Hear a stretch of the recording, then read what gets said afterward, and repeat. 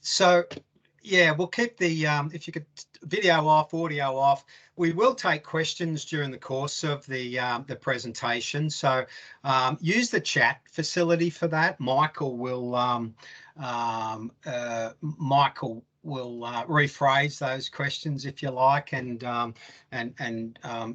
you know, pose them at the appropriate time. This session is being recorded. Be aware of that. And at the end of the session, we'll make that a link available to you, so as you're able to go back over that at another time. All right, this is, as Michael said, our first webinar. It's great that we've got plenty of clients. I think there are about 15 or more individual clients represented here in the webinar from across Australia and New Zealand. Several of those have got multiple branches represented, which is fantastic. And as we can see, there are some with teams in the room. So great stuff. Welcome to all. We intend to maintain this as an ongoing service for you, and we're going to pitch it at users primarily. We want to be able to give you some real practicable and actionable ways to optimize your use of Connect and to benefit from it. Okay. So the subject for us today, maximising the availability of your textile stock using Bundle Connect.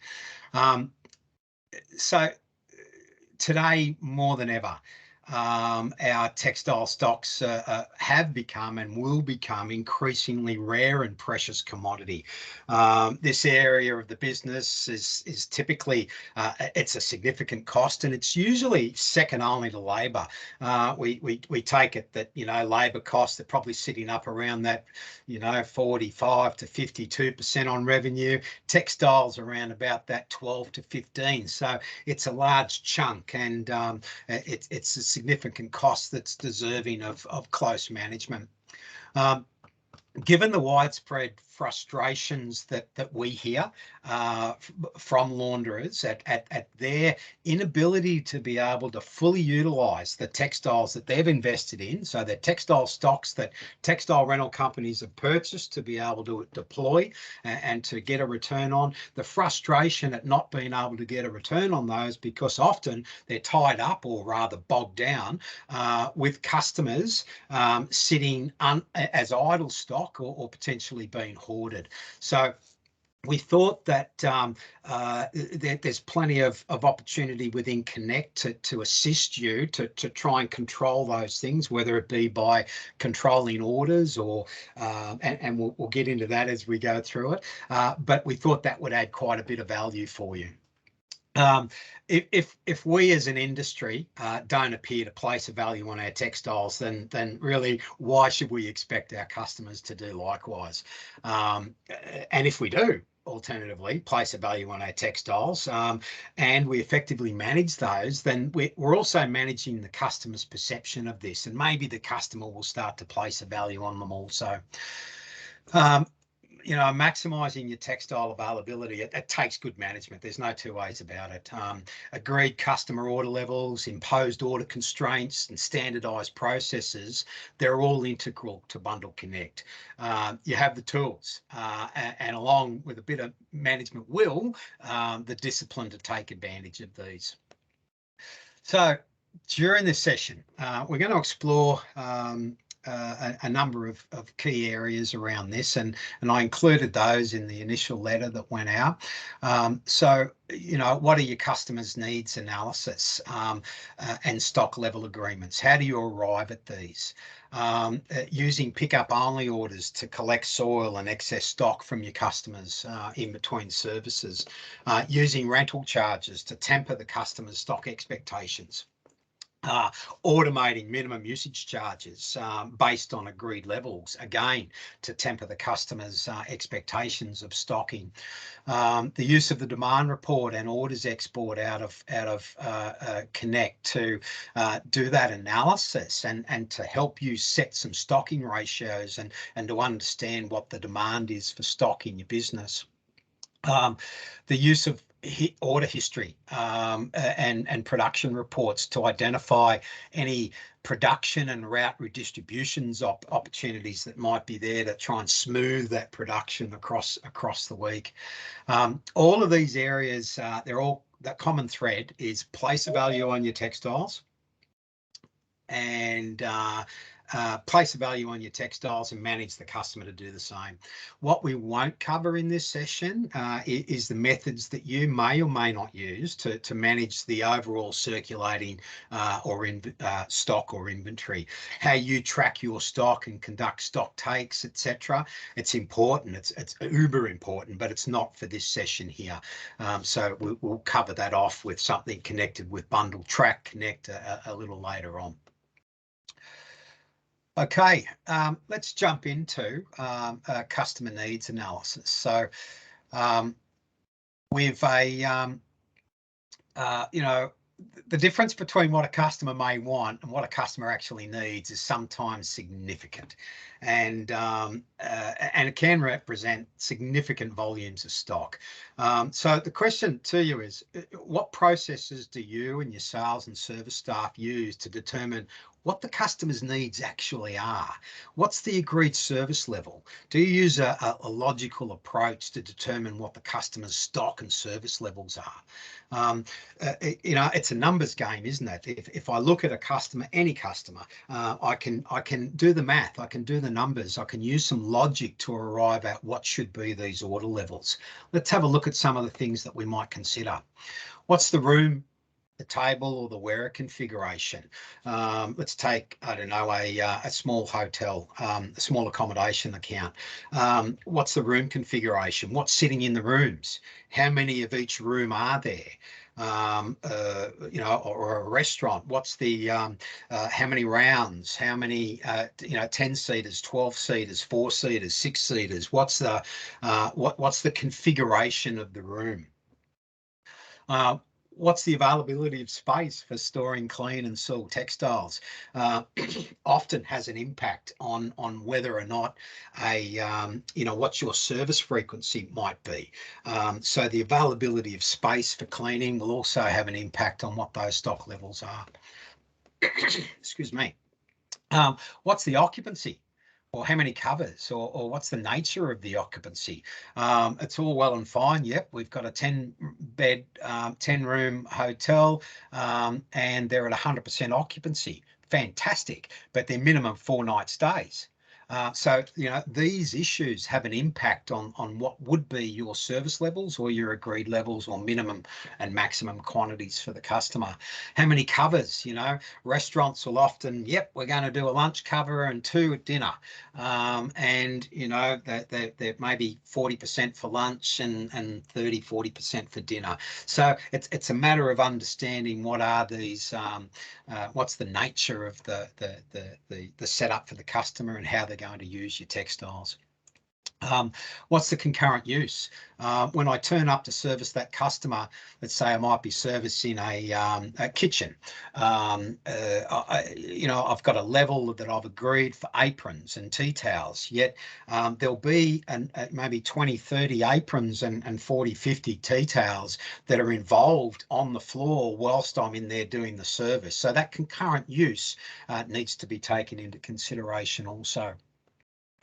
What's the service frequency? If I'm turning up 5 days a week for this account, then the agreed level of stock that I put in for the customer is obviously a hell of a lot less than what it would be if I was turning up once a week to service the account.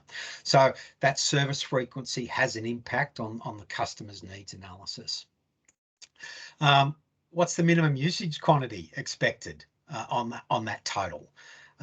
You know, now that I've got these, I've worked through with the customer and I've got some agreement around the logic as to how we're going to quantify the agreed levels, can I then start to put some agreement around what are the minimum usage?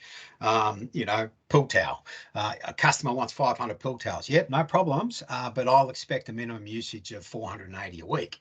Oh, okay, now I only need 350 pool towels. So it manages that perception and it places a value on textiles. What's the maximum order quantity by item for the customer? And do you agree that with the customer? These are important processes that must be worked through. As a former GM of a business in this industry, I wouldn't allow my sales execs to come in and dictate what was going out to that customer without some logic and some information associated with that demonstrated to me that we've done the needs analysis and we understand what the customer's needs are, and we've got agreement with the customer around those. So, there are tools, and often that difference between what they want and what they need is quite stark and can be quite different. So I've put up a mock tool that I kind of used in a former life, and I just wanted to highlight, what you could be using in the field with your accounts to reach some agreed levels on some pretty important measures that you would like to record. This is a simple spreadsheet. When I mock these up, everything yellow is a variable that can be changed, and it's going to deliver me a set of numbers here. So in this example, I'm saying, yes, I've got queen rooms for this small accommodation customer. I've got queen rooms and I've got twin rooms, and I can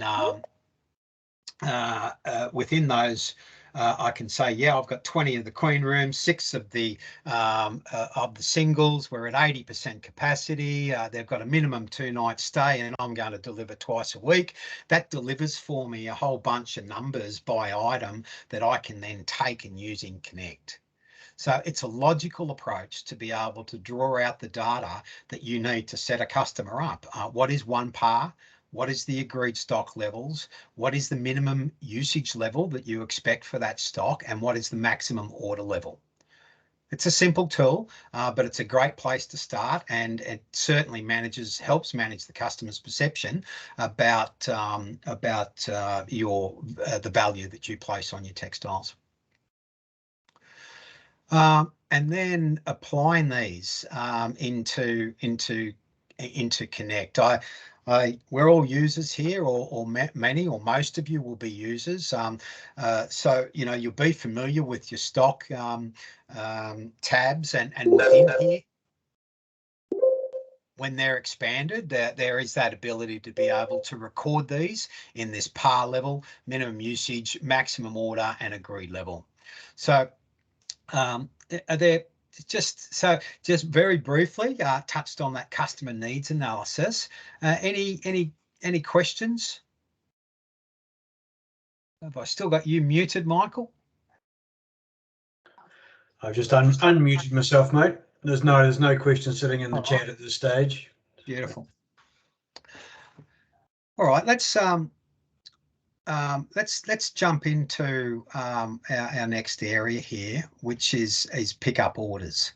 For me, a pickup order is a way of getting that excess stock or that sold stock out of a customer's premises, and we'll have a look in Connect how we can set those up. They're used to pick up sold textiles in between service days. They're able to be set up on a recurring basis. I would caution everybody to allowing customers to set pickup only orders.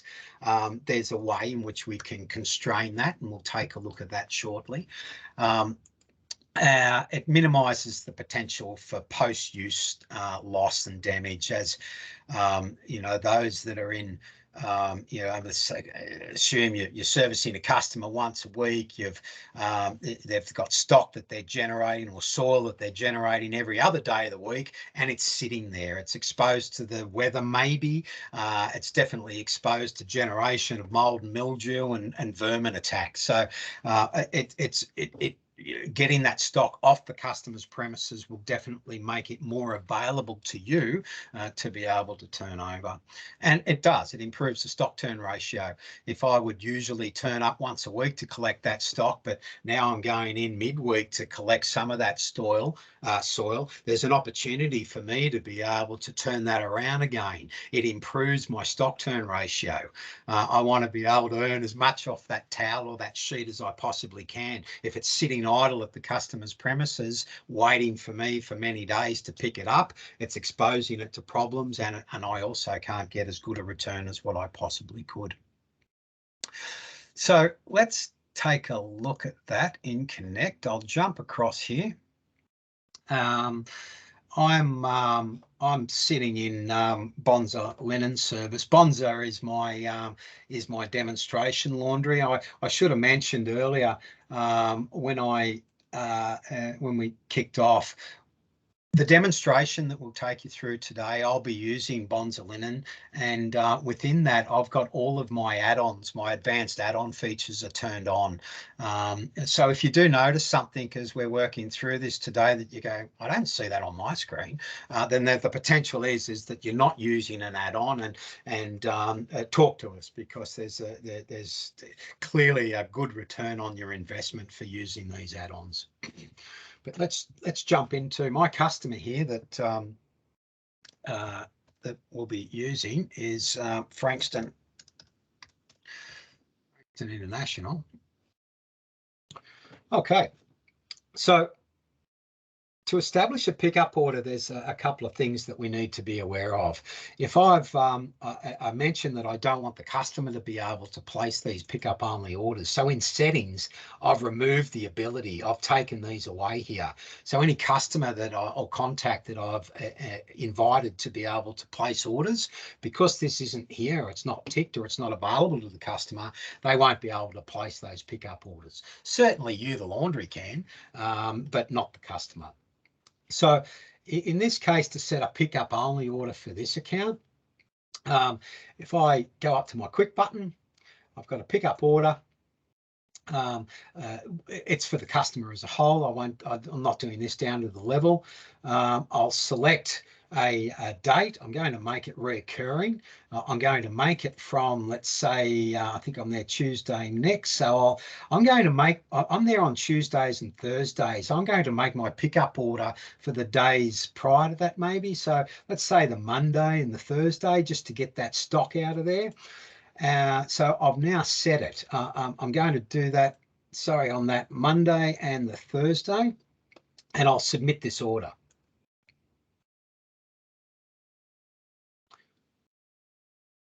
Back into pending. Always, I go back into orders, and I guess everybody's the same, right? Clear your filters as soon as you get in there. What I can see now in here, if I filter back on Frankston,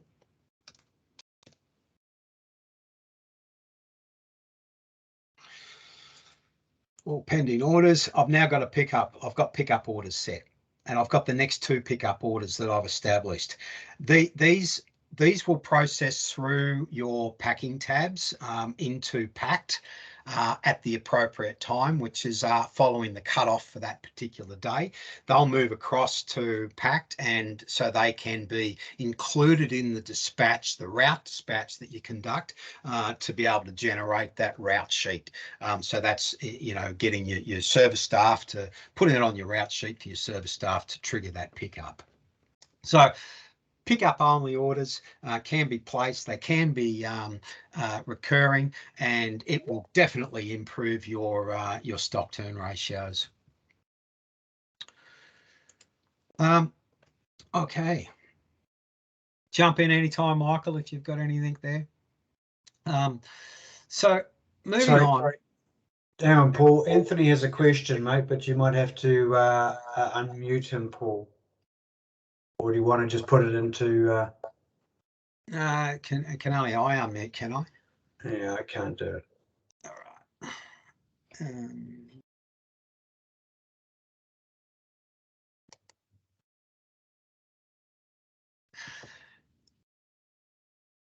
Where are you, Anthony? There you go. Are you unmuted? No, he's still muted, mate. I'm sorry. Anthony, would you like to drop the question into the chat?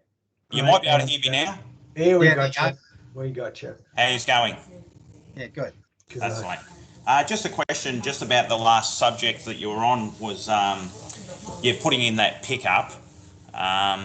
So, do you think we should have a charge on that as well? Like we do charge for deliveries and things like that, even though this pickup is more beneficial to the laundry rather than the customer? Yeah, good question. There are not charges associated with those as pickup orders, and I would agree it is your industry to get it out. So but there is no facility within there that connects to. Right. Also, another problem we have, because we do have pickup orders for some customers on a Monday. Now we don't use a tablet or anything for our run sheets with our drivers. We're just printing off the run sheets at the moment, and so what happens on a Friday? We actually print out the run sheets on a Friday, but the pickups actually don't come onto that because we may be too early of printing. Would that be right? Yeah, the pickups will move across when the cutoff occurs. So if your cutoff is at noon, your pickup orders will move across at that stage to be able to be dispatched. Right. So I would need to just adjust that time, and I should be able to print them on the Friday for a Monday pickup. Yep. Correct. Yeah. No worries. That's all I've got on that subject. Okay. Thank you.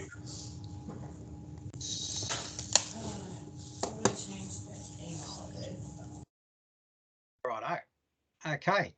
Moving on. We've so why do customers overorder? A plethora of reasons behind this. We'll just bring that screen back up for me. They may have higher expectations for consumption than's reality. But think back to the restaurateur. Yep, we're going to have lunch service, we'll be full, and we're going to do 2 covers per table per night, and it just doesn't pan out that way. Clearly, initially with customers, you'll need to assist and work with them on that until such time as the order levels really do become apparent about what the consumption will be. But often it's because they've got higher expectations. They may not trust you, the launderer, to deliver the full amount. You've shorted them in the past, so they may be a case of, well, okay, I ordered 100, they gave me 80, so I want 100. I'm going to order 120 and allow them to cut that or short that. But it may be because that they don't trust you to deliver. They may be building up stock ahead of their stock holding ahead of a peak period or anticipated high demand, school holidays. I'm going to get ready for this. We're not going to get caught short, so I'm going to start building up my stock in the weeks prior. They run their business in an ad hoc or a sporadic way. So the orders are not regular. They're placing their orders on you, but it's when they think of it. And the restaurant trade is probably the worst at this. They're the last thing they think of is the linen, and it's not until they've nearly got none on their shelf, and then they'll place a great whacking order, for 40, 50 rounds to sit there until the next 3 weeks works them out. So they're ad hoc in the way in which they place those orders.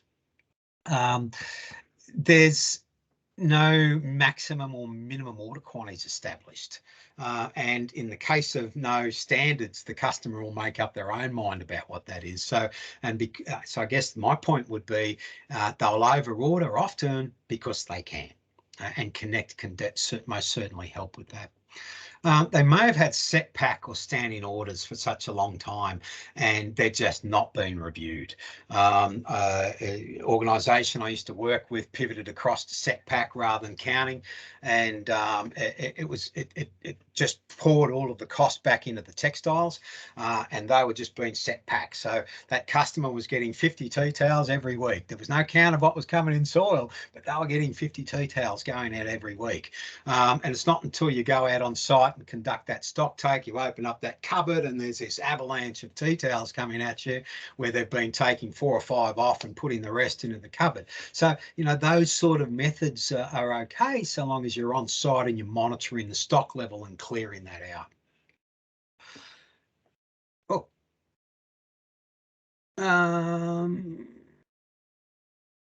Okay. Let me get to this one. So what's the impact for us? You know, for many of you, this will be suck eggs, but I'll run through it anyway.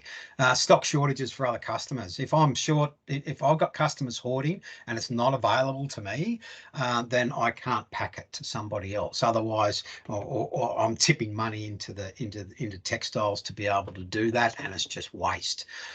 So shortages, inefficient processing.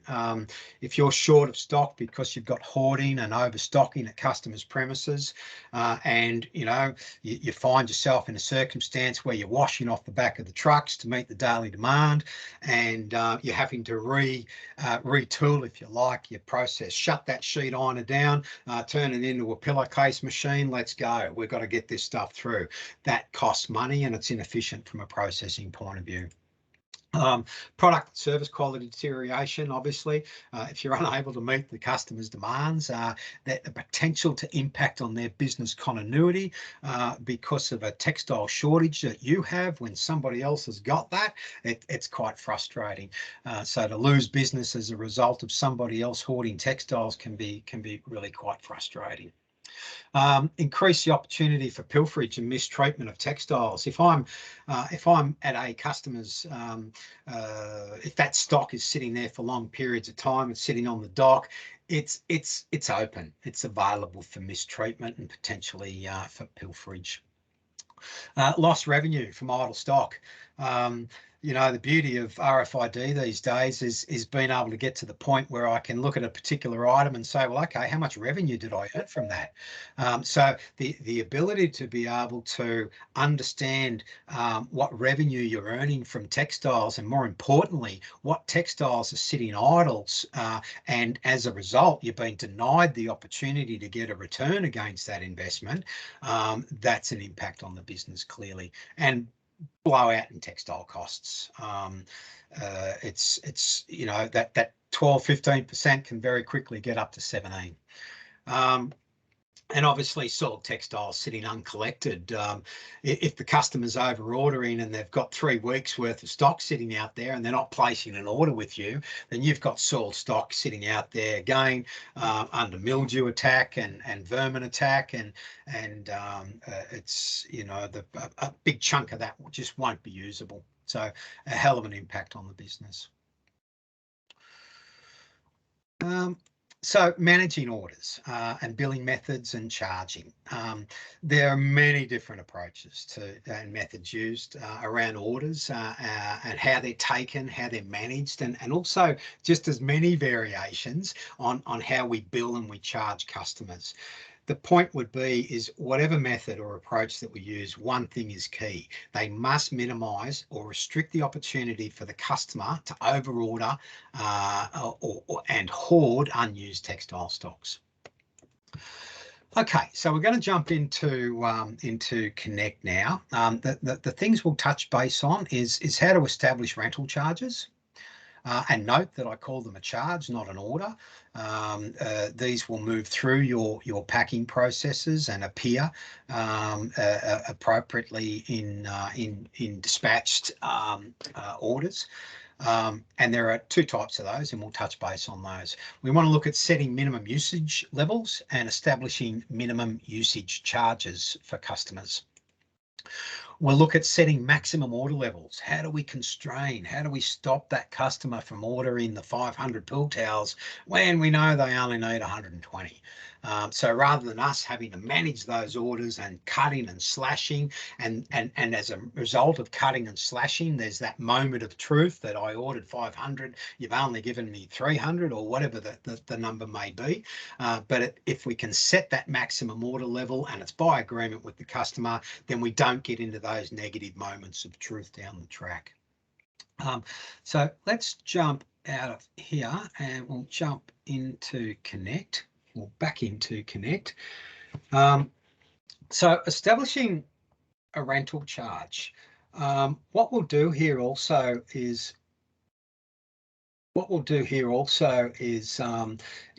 look at Frankston up. We'll look at what settings are required within within Connect and how we actually set these charges up. So I've set one up already for Frankston International, and I go back to my needs analysis.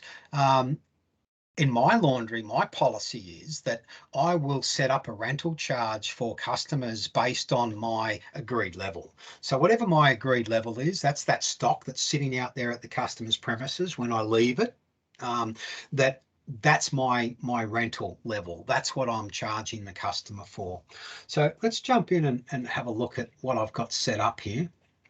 We'll look at all pending orders, and we can see that the rental charge, the little icon that depicts that is the little timer, little watch face that we have here. So, and I've got that set. The next one for me is scheduled on the 14th. Let's open that up and have a look. So all of those agreed levels that I established with the customer, I've set up here and I've established as a rental charge. We'll go back and have a look at the item price and how that's established and set. But this is a recurring rental charge. It's happening every week and it's happening on a Tuesday. So that's established and it's a charge. I don't need to move this. I don't need to process this through here. Like in Anthony's question, the idea that a pickup order will automatically move into packed, a rental order will automatically move into dispatched at midnight of the day that it needs to apply. But if I bring it back to the customer and the stock, there's two lists of price within here, or two that we want to draw our attention to now. There's the rental price and this wash price.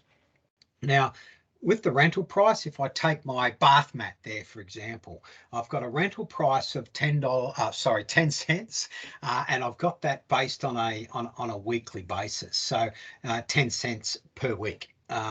Per item is what I would charge for those items that I've got in that rental charge. I'm not prescriptive in any way on price. But what I would say is that as a guide, typically what I would use is I'd be looking for my rental charge or my rental price to be somewhere in the order or reflective of my textile costs. So if they're sitting up around the 15%, then I'd probably have my rental charge make up about 15% of the earn off those items. So in this case, I've got a separate price for my wash. So everything that's ordered and delivered to the customer will be processed on that wash price. Everything that I set up as a rental charge will be processed at this price here. And as we saw, we have one set and it's a recurring order. So the other rental charge that we can support in Connect is one that's driven by garments. Now, if you're processing workwear and this is something that's useful for you, contact either Michael or myself, and we can look at how that's established and set. The way in which this process works for a rental charge, if I'll just move into these individual wearers. When I set the wearer up with garments, there's two settings or numbers that I capture here. One is a par level and then the agreed level.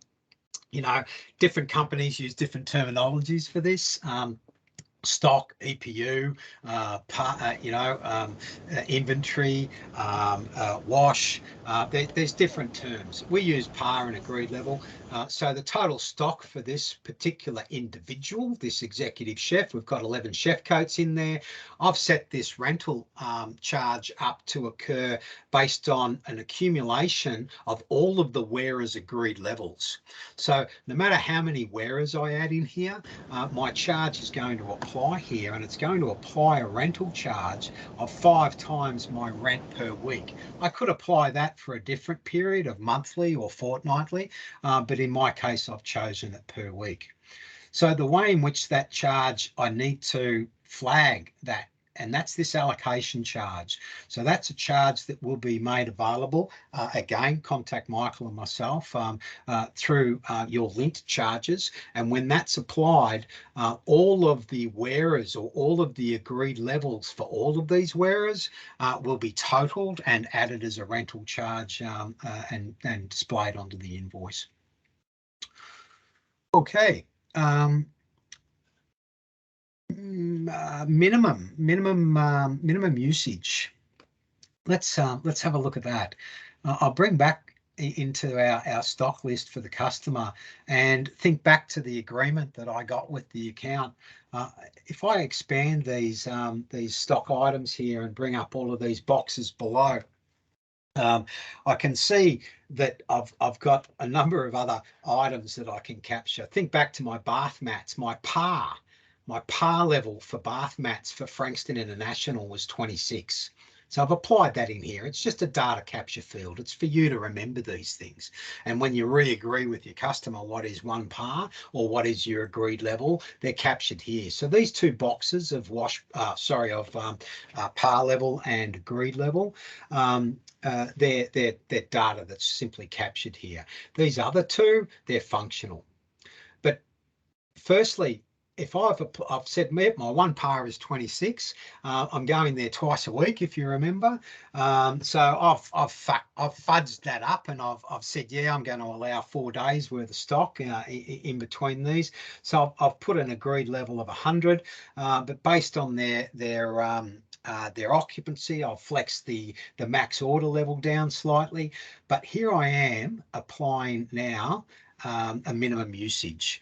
So I've got an agreed level of 100 items with the customer, and we're a textile rental organisation, right? So I need to be sure that I'm going to get a return on those. This is one method to ensure that that Mr. Customer wants, we want 100 bath mats, no problems. We're going to charge you that as a minimum each week. So even if your 2 orders only total 80 within the week, then on your invoice you're going to get a minimum usage charge for the additional 20 would be applied. So this is where it's applied, and basically I can apply that to a period, whether it be weekly or monthly. In my laundry, everything is based on a weekly basis. So that's how I'm going to apply my minimum usage. And from a customer point of view, if they fail to meet that, then they'll be billed for it. Okay, so the max order level was the other one. That sits in here. So for this customer, for bath mat, I've set a maximum order level of 100. And I've done that through logic. I've arrived at that number because I've done the math, and I've sat down with the customer and I've agreed it. And it can be changed, no problems, but it needs to be changed by agreement, right? So within here, this customer who's been invited to place orders, they'll be limited to that 100. They can ring you up and say, look, you're only letting me order 100, but I really need 150. Well, there you go. You've just got a moment of truth where you've agreed something with the customer, which has changed, shifted. So you're now in discussion with the customer about why the change in needs, and that will bring about obviously a deeper discussion about what the current needs are and how you can best suit that. So what I'm going to do, just to demonstrate that, we're going to jump out of here.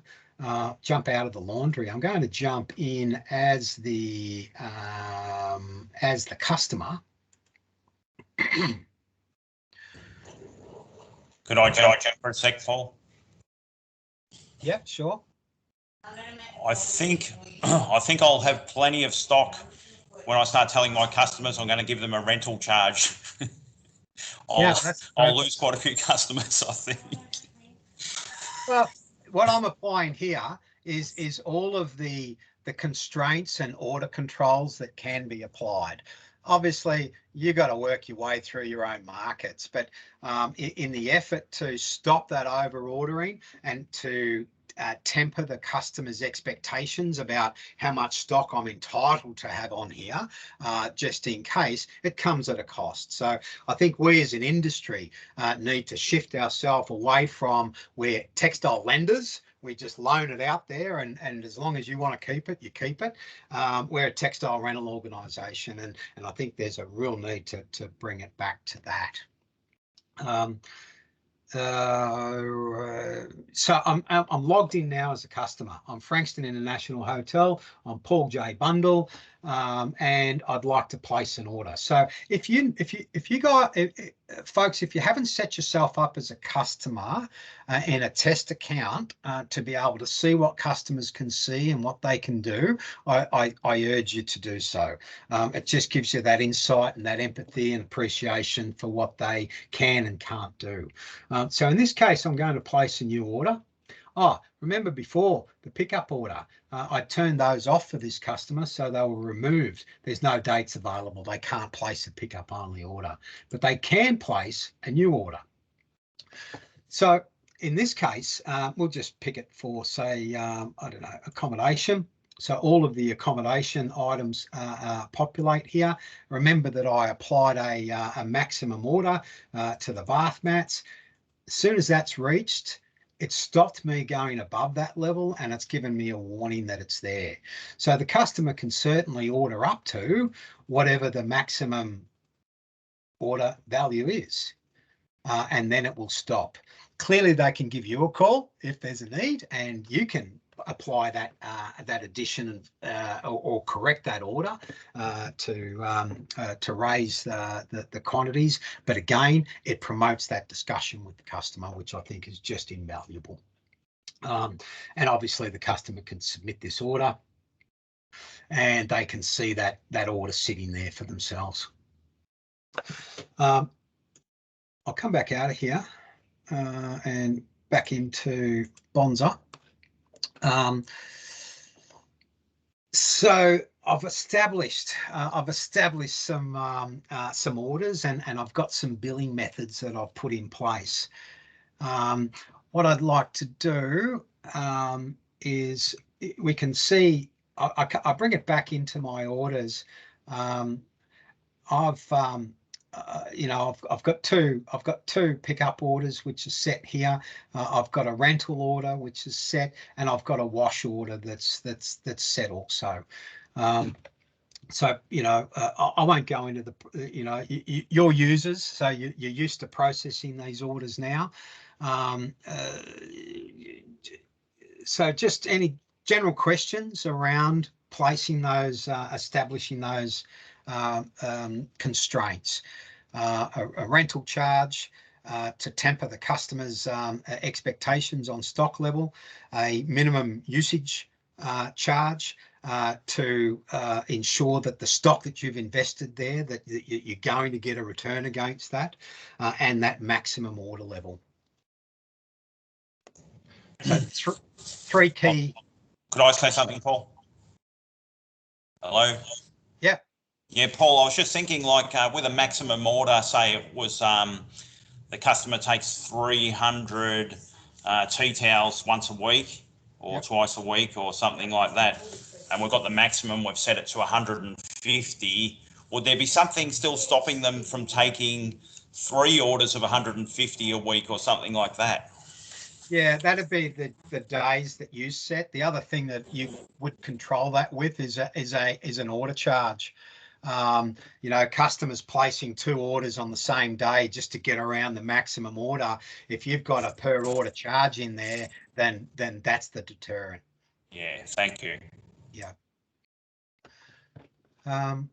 Okay. I want to get into a little bit more around reporting and using the information that we have available. Dynamic demand reporting.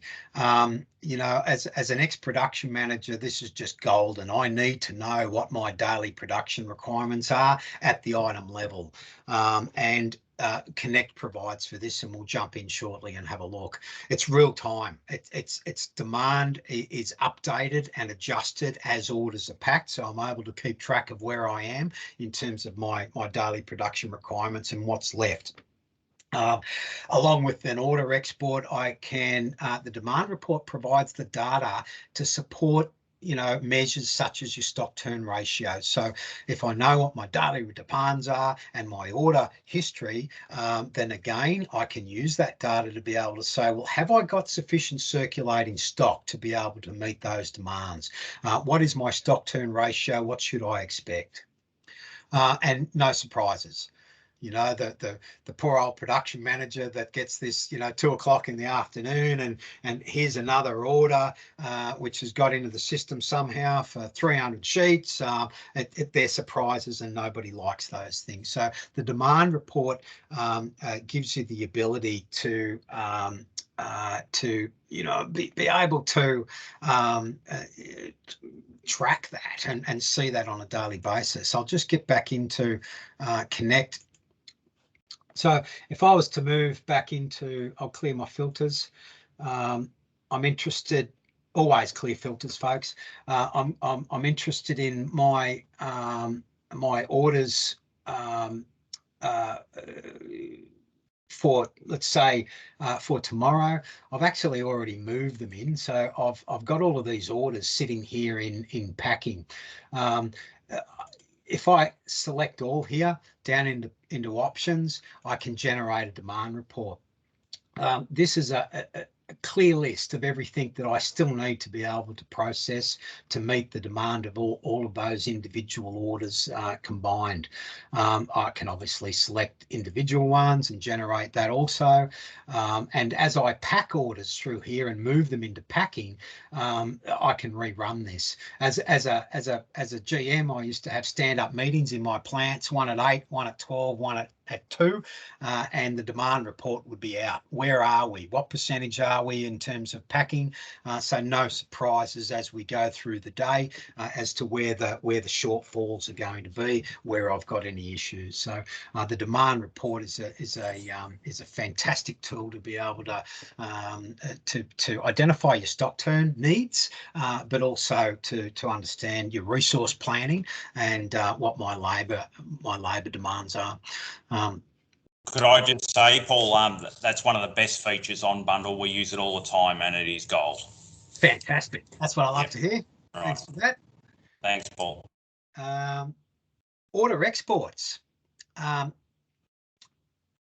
Every order tells a story, right? And extracting history data from Bundle Connect for analysis is, you can do this. It's there. We'll take you into how to go about that. What I, you know, as a launderer, you've got to sometimes look back, obviously, to be able to look forward and to plan. And if I'm controlling my orders well, and I've got those constraints around customers that we're not over ordering, it's not ad hoc, it's regular. I want to be able to see that in my analysis of my order history. And once I've got that, then I can really start to do some pretty clever things with being able to, you know, smooth my production and redistribute my routes, etc. So that order history, which is there, it's in Connect, it's just golden. You can pull it out, put it into pivot tables, and use that to identify those irregular patterns or even inactive customers. But as I said, it's about, for me, getting this out was about being able to understand what my planning should be as a production environment around my forward orders, and what my staffing should be, and what are my opportunities to be able to smooth my production. Again, I'm going to jump out shortly. This is not an intention to take you through a pivot table lesson, but I'll just give you a quick view of the sort of thing that you can do. Well, sorry, firstly, let me show you how to pull out that order export. So if I come back into my orders, into dispatched,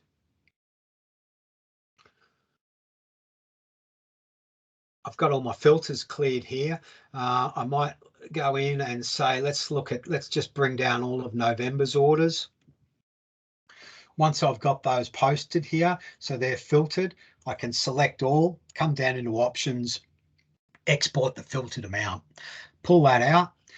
I could break it down a little further if I wanted to, either at totals only or consolidate by stock. I don't want to do that. I want to see everything. So I run that and it generates a CSV file for me. Let's just open that up.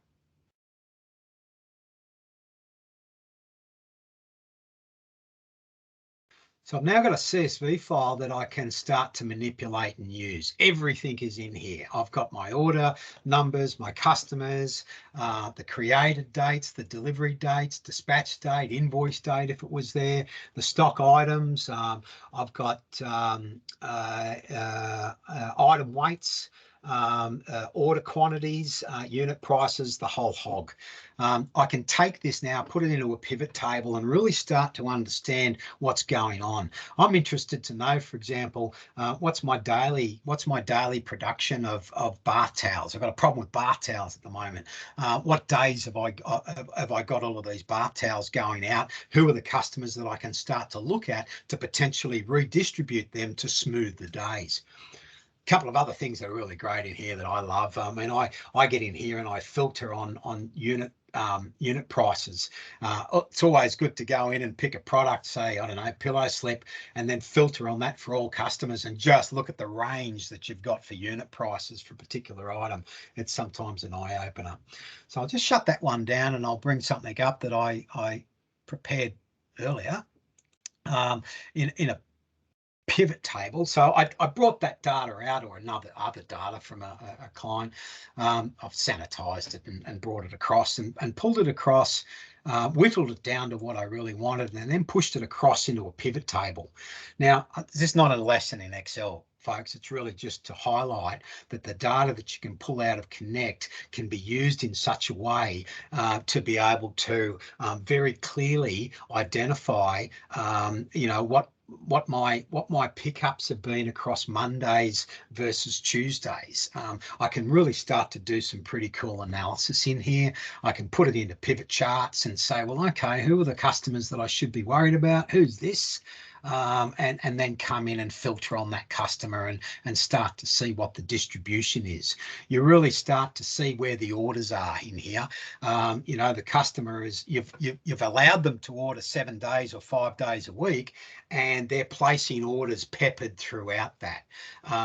Less than ideal from in terms of maximising your available stock. Clearly, you want to be able to smooth that, and you want to be able to constrain and limit those orders. So as you do get that nice smoothing effect.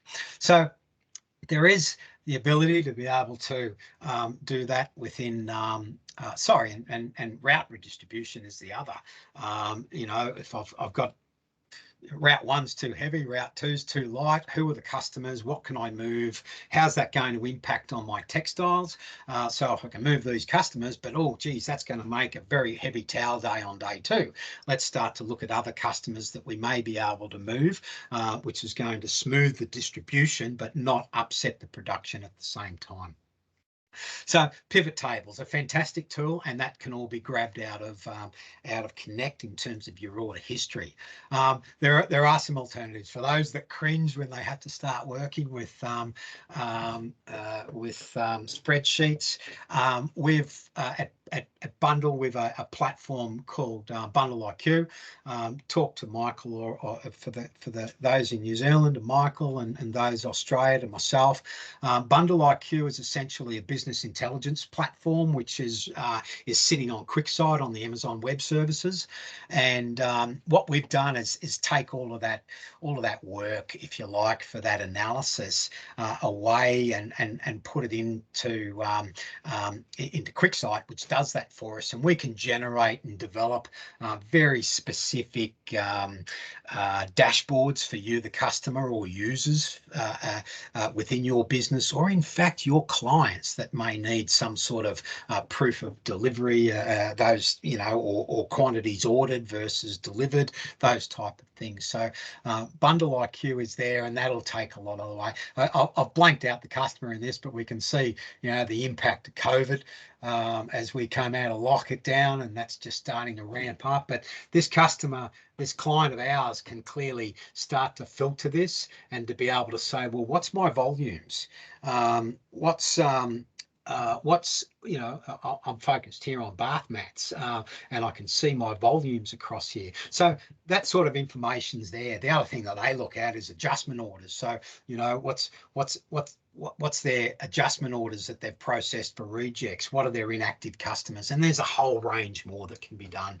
So, but Bundle IQ is a way of being able to support that management information. We talk at Connect about the fact that we're in the business of management information. You know, Connect, Track, Works all generate lots of data. We're able to pull that out and put it into a position where we can analyze that and display it in such a way that's real time and meaningful and actionable. So that's Bundle IQ. But all of these purposes are there, and the intention is to try and maximize the availability of stock. Your textiles that are sitting out there idle with the customer, and you're being denied an opportunity to get a return against that, there are many ways within Connect that you can impose some of those controls and some of those order constraints that'll bring about a little bit more control for you, rather than having that run amok. You know, the idea of being able to, you know, I think it's a staged approach. I think getting your house in order in terms of how you constrain and manage your orders with your customers, and it's all logic, how you do that. And once you've got that done, then the ability to be able to take informed and intelligent decisions about what stocks you can move from day to day. You're doing so, you're not tampering now, because you're doing it with a controlled data set, if you like, or a data set that's got some control around it. Then you can take some decisions and start to smooth your production and make more stock available, essentially. So that's how we're running. I'm pretty close to time now, but I just wanted to open it up generally for questions. I'm going to stop sharing my screen here. All right. So any specific questions that I think we can just wave a hand or something? We can, or I can unmute everybody.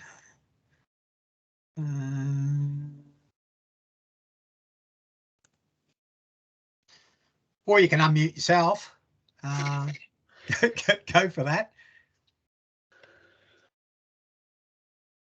Any queries, questions? We've got a question coming from Brad. He's flat out typing down there, Brad. Good to hear. I'll get that chat session up.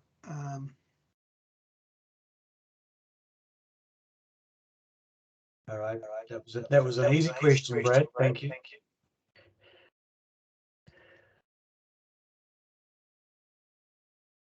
All right.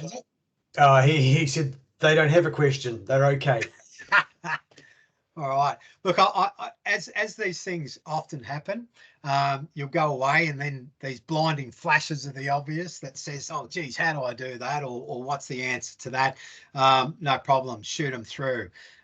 We've got a, as I mentioned, Michael's got a recording here, so we'll make that available, and let us know if that's required, and we can get that link out to you.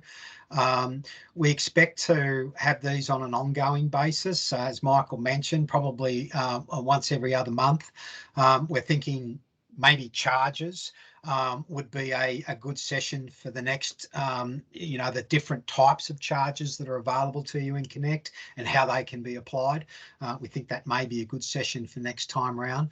But I do hope that this has sparked some interest with yourself and within your business, and you know, promoted the idea that we're a textile rental organisation or a textile rental industry, rather than you know, commercial laundries just lending linen out to customers for as long as they like. There's some real good initiatives and leadership being shown in both countries now, with you know, a customer wants to sit on stock for 3, 4, 5 weeks, no problems. Here's your rental charge for week 2, 3, 4, and 5. You know, that's going on, and it's very quickly going to shift the, if you like, the market's perception about how you do business with textile rental organisations, and that, you know, at the moment or in the past, the laundry's been taking all the risks and the client's been taking almost none. Well, we need to share that out a little bit and get our textiles back. So think, Michael, anything to add? That's, mate, that's a nice summary. Thank you for that. All right. Beauty. Very good. Thank you, everybody. We will send out a follow-up, some links to the video after this. But if, as Paul said, if there are any questions, just sing out. Happy to help where we can. Cool. Thanks, guys. Have a great day. Likewise. All right. Yeah. Bye-bye.